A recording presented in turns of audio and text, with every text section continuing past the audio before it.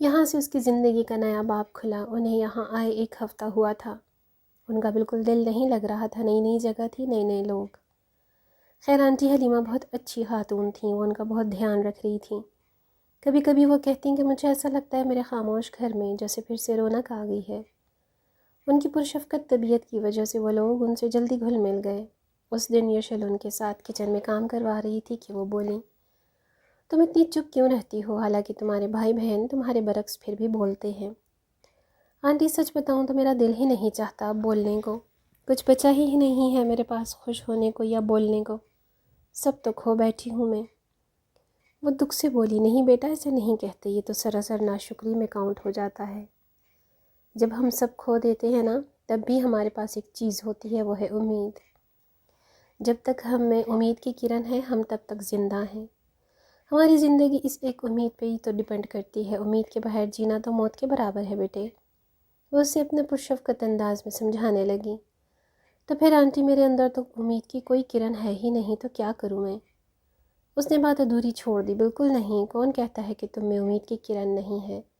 تم اس امید کے سہارے ہی تو یہاں آئی ہو کہ اپنی زندگی پھر سے شروع کرو گی، بتاؤ کیا ایسا نہیں ہے؟ وہ خاموش رہی، پھر بولی، آنٹی میں امید پہ نہیں، لوگوں کے رویوں سے ہار گئی ہوں، مجبور تھی میں، وہ افسردہ ہوئی۔ تم ہار کے نہیں آئی، تم لوگوں کے تلخ رویوں کی وجہ سے آئی ہو، اور اگر تمہیں لگتا ہے کہ تم اسے ہار کے آئی ہو تو سمجھ لو کہ کوئی جیت نہیں سکتا جب تک ہارنے والے پیدا نہیں ہوتے۔ زندگی میں ہار جیت تو چلتی ہی رہتی ہے، اور پھر ہار اتنی بھی بری چیز نہیں ہے، یہ پھر سے ہمیں اٹھنے میں اور پھر سے کچھ کرنے اور بہتر کرنے کی ہمت دیتی ہے۔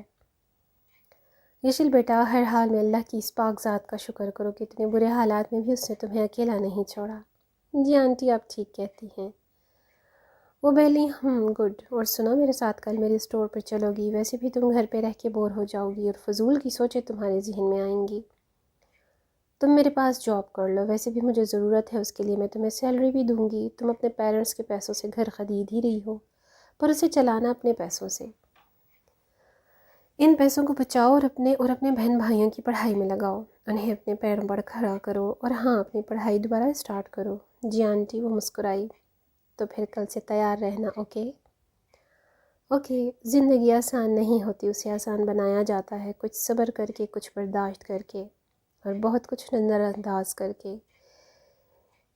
یہ یشل والوں کے جانے کے بعد 1 دن بعد کی بات ہے، رابعہ، ہاشم احمد اور انم آج یشل والوں کے گھر پہ آئے۔ سوچا تھا آج یشل کو کنونس کر لیں گے شادی پر جب گیٹ کے پاس آئے تو بڑے سے تالے نے ان کا منہ چھڑایا، یہ لوگ کہاں گئے؟ احمد بولے، ارے کسی سے پتہ تو کرو، ہیں کہاں یہ بچے؟ رابعہ بولی۔ احمد نے سر ہلا اور پاس سے گزرتے ایک آدمی سے پوچھا، بھائی یہ لوگ کہاں گئے ہیں، گھر بند ہے؟ ارے یہ لوگ تو کل ہی امریکہ چلے گئے اور وہیں شفٹ ہو گئے ہیں، اکیلے تو تھے بیچارے، اچھا ہے اپنی زندگی پھر سے شروع کریں گے۔ وہ بتا کے چلا گیا۔ وہ لوگ دل میں لاتے گھر واپس آئے، غضب خدا کا، کیسی آوارہ بچے نکلے۔ ماں باپ کی قبر کی مٹی تک خشک نہ ہونے دی انہوں نے، اور نکل پڑے سیر سپاٹوں پہ، اور گھر آتے ہی شروع ہو گئی۔ صحیح کہہ رہی ہیں آپا، انہوں نے تو بتانا بھی ضروری نہیں سمجھا ہمیں، انم بولی۔ ارے آپ لوگ تو سگے چاچا پھوپھو تھے، پر آج کل کے بچے رشتوں کو کیا سمجھیں۔ بڑی اچھی تربیت کی ہے وقار نے اپنے بچوں کی۔ بڑا فخر تھا اسے اپنے بچوں پہ، ہاشم بولے۔ جب دیکھو اپنی اولاد کی تعریفوں کے پل باندھتا رہتا تھا، ہوتا ابھی زندہ تو بتاتی میں اسے کہ اس کے بچے کیسے منہ زور ہو گئے ہیں۔ رابعہ کا غصہ کسی طور کم نہیں ہو رہا تھا، ہائے میری کروڑوں کی دولت، یہ بدبخت بچے لے گئے۔ رابعہ اپنا سر پکڑ کے افسوس سے بولیں، جیسے ان کی دولت پہ ڈاکہ ڈل گیا ہو۔ اب بس بھی کر دیں آپا، آپ بھی جانتی ہیں کہ وہ دولت تو بس آپ کے خوابوں تک آپ کی تھی، اب تو آنکھیں کھول لیں، احمد نے کہا تو وہ انہیں گھور کے رہ گئیں۔ سب شام کی چائے سے لطف اندوز ہو رہے تھے، ساتھ ساتھ ہلکی پھلکی گپ شپ بھی چل رہی تھی۔ 15 دن ہو گئے تھے انہیں مشل اور مصطفیٰ نے اپنی پڑھائی پھر سے سٹارٹ کر دی تھی۔ صرف یشل ہی تھی جو پڑھائی چھوڑے جاب کرنے میں مصروف تھی۔ انہوں نے اپنا ایک چھوٹا سا گھر لے لیا تھا، کل انہوں نے وہاں شفٹ ہو جانا تھا۔ بیٹا آپ کی کوالیفیکیشن کیا ہے؟ جہانزیب انکل نے چائے پیتے ہوئے پوچھا۔ وہ زیادہ تر اپنی ڈیوٹی پہ ہاسپٹل میں ہوتے تھے، بہت کم شام میں چائے پہ ساتھ ہوتے۔ انکل میں نے FSc کیا ہے اور اسی سال یونیورسٹی میں ایڈمیشن لیا تھا، لاء کر رہی تھی میں، وہ بتانے لگی۔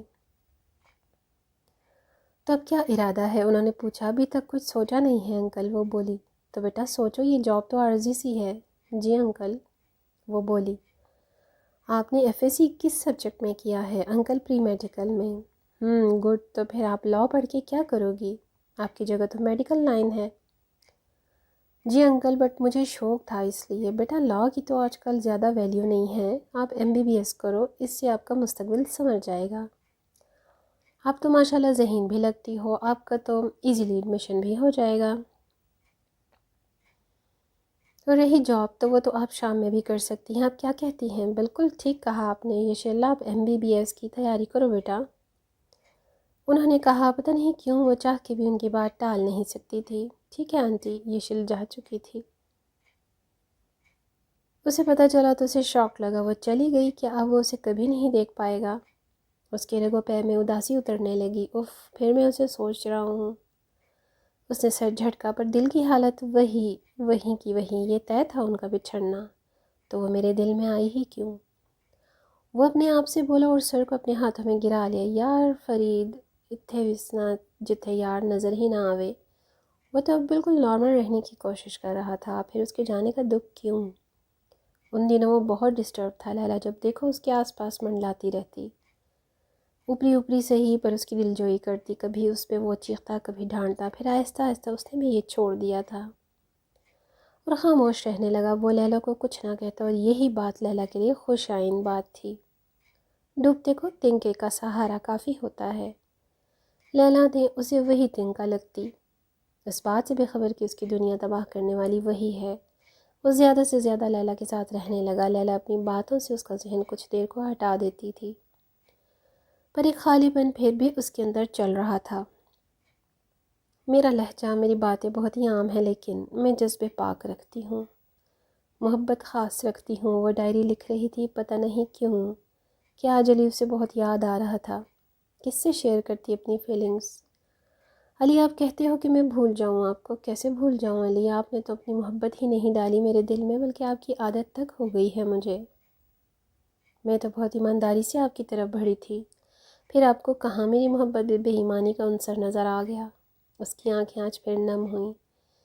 اتنی جلدی بھلا دیا مجھے علی آپ نے۔ کوئی تم سے پوچھے کون ہوں میں، تم کہہ دینا کوئی خاص نہیں، ایک دوست ہے، کچا پکا سا ایک جھوٹ ہے، آدھا سچا سا ایک خواب، ادھورا پورا سا ایک پھول ہے روکھا سوکھا سا، ایک سپنا ہے بن سوچا سا، ایک اپنا ہے اندیکھا سا، ایک رشتہ ہے انجانا سا، حقیقت میں افسانہ سا، کچھ پاگل سا دیوانہ سا، بس ایک بہانہ اچھا سا، جیون کا ایسا ساتھی ہے جو دور ہو تو کچھ پاس نہیں۔